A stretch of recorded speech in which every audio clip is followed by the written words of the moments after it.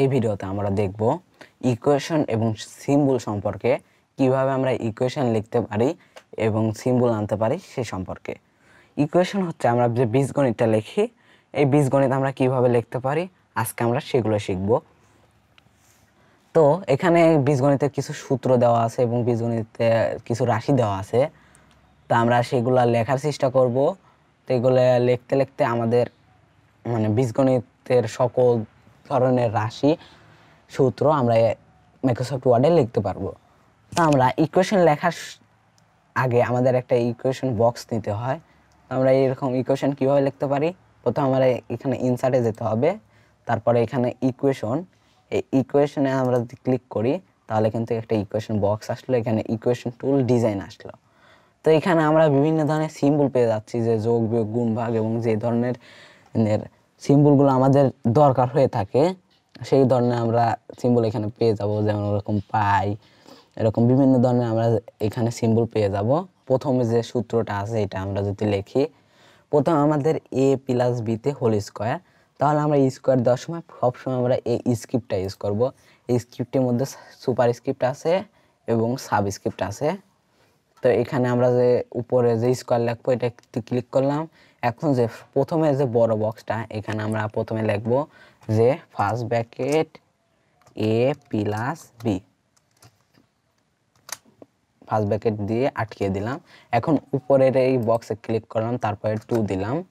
2 দেওয়ার পরে এরকম হয়ে গেল। এখন এই 2 বক্সের থেকে অ্যারোর মাধ্যমে বাইরে আসলাম। বাইরে আসার পরে এখানে ইকুয়াল দিলাম, অথবা আমরা এখান থেকেও সমান সমান দিতে পারি এখানে। তারপরে এখানে a স্কোয়ার দেব, তার মানে স্ক্রিপ্ট থেকে এটা নেব। এখানে প্রথম বক্সের মধ্যে a, তারপর এটাতে স্কোয়ার, তারপরে বাইরে আসব প্লাস 2ab প্লাস এইখানে স্ক্রিপ্ট নেব।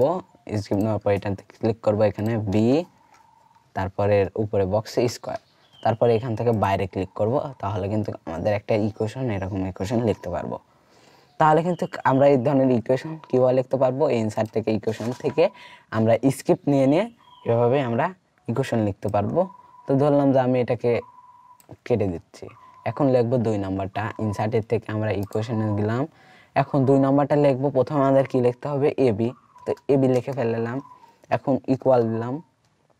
তারপরে এখানে আমাদের কিন্তু এইখানেই হচ্ছে এই যে সূত্রটা, এই সূত্রটা একটু কঠিন, এটা কম্বিনেশন করতে হয় অনেক কিছুর। তো আমরা প্রথমে কি করব, এই স্কোয়ারটা প্রথমে আসে, আমরা এই স্কোয়ারটাকে নিলাম। এর ভিতরে আমরা কি করব, একটা ব্র্যাকেট নেব।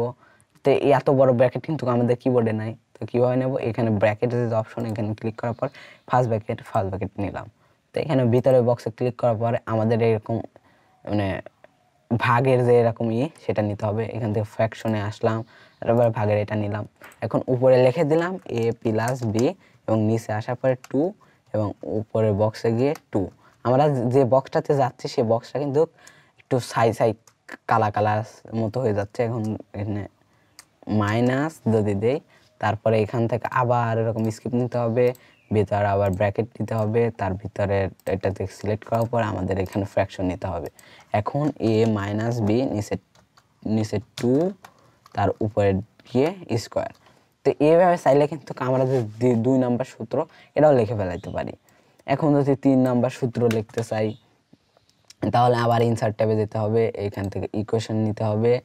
এইখানে এই ধরনের ইকুয়েশন আমাদের কোথায় পাবো, সেটা এইখানে রেডিকালের থেকে আমরা এই ধরনের ইকুয়েশন নিয়ে এখানে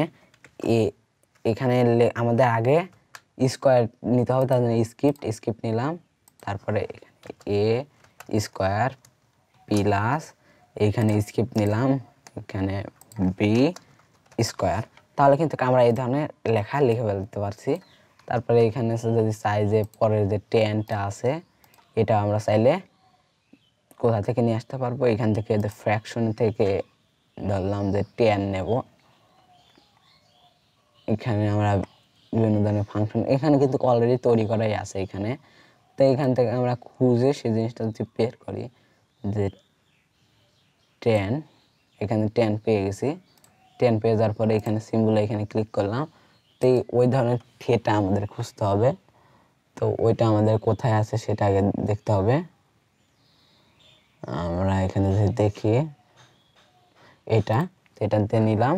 এখন তারপরে ইকুয়াল দিলাম, তার উপরে যদি এখানে ফ্র্যাকশন নেই, এখান থেকে আবার আমাদের ফ্র্যাকশন থেকে সিন নিতে হবে, সিনের এখানে আমাদের এরকম ক্ষেত্র দিতে হবে।